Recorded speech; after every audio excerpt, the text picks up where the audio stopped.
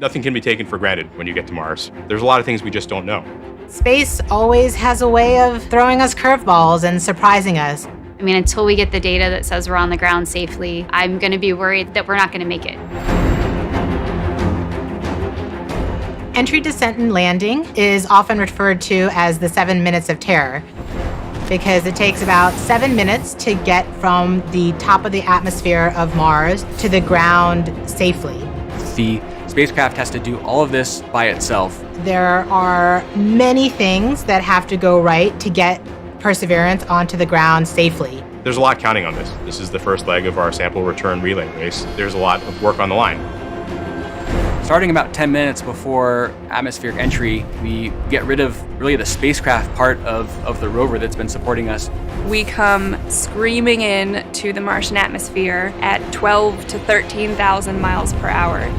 And the heat shield is what dissipates all that initial energy through friction. The vehicle will continue actually flying itself through the atmosphere. It's sort of like a transforming vehicle that went from a spacecraft, and now it's kind of like an aircraft actively guiding itself. When we're going slow enough, we deploy a parachute.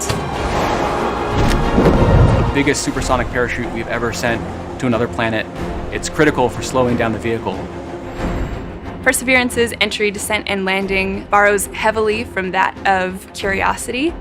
But fundamentally, Perseverance is a different rover. She's bigger, she has different instruments. We've added a lot of smarts on the inside to make it more capable so that it can deal with the landing site that we've given it. The science team identified Jezero Crater as basically an ancient lake bed and one of the most promising places to look for evidence of ancient microbial life and to collect samples for future return to Earth.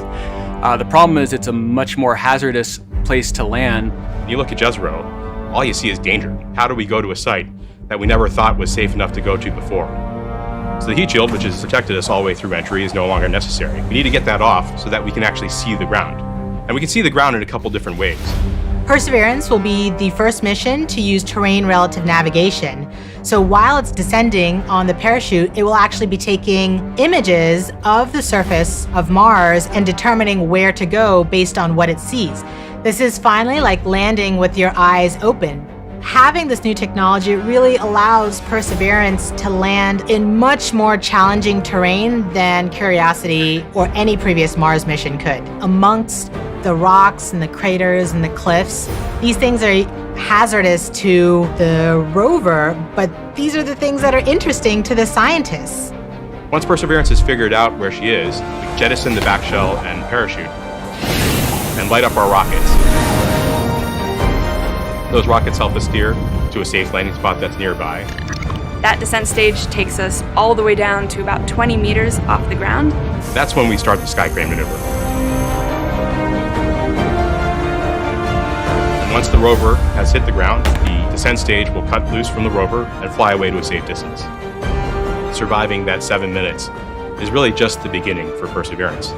Its job, right, being the first leg of sample return, to go look for those signs of past life on Mars. All that can't start until we get Perseverance safely to the ground. And then that's when the real mission begins.